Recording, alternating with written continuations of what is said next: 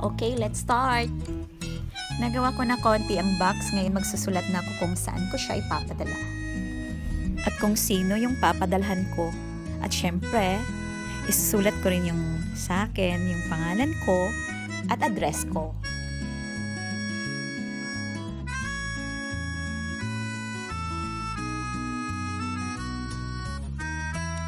At ititape ko pati loob.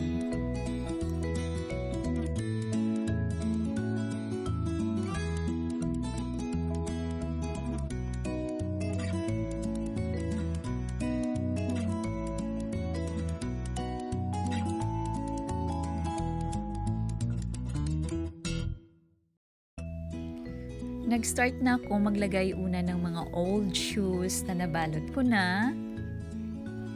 Then, curtains, umbrellas,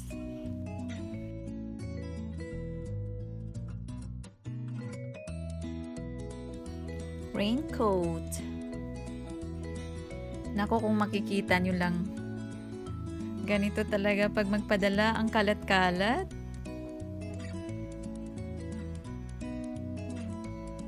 Pero okay lang, mailagay ko rin to lahat sa jumbo.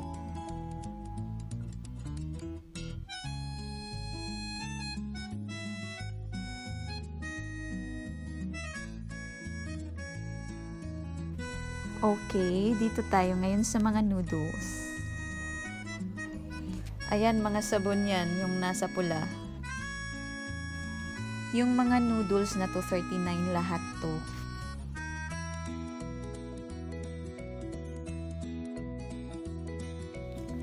Toothpastes at saka mga shaves. Kung titingnan natin lahat dyan, may mga pangalan na yan para pagdating dun sa Pilipinas, wala nang away. Alam na nila kung saan yung sa kanila. Kasi lahat may pangalan na.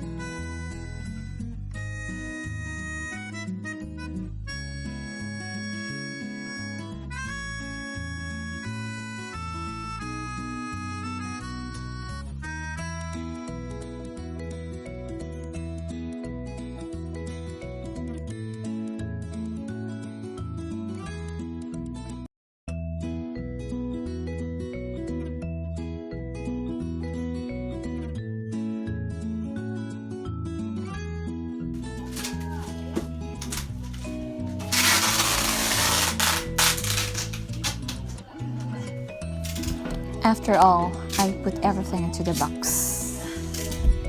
This box will be bound to Philippines after 40 days. Thanks for watching. Bye!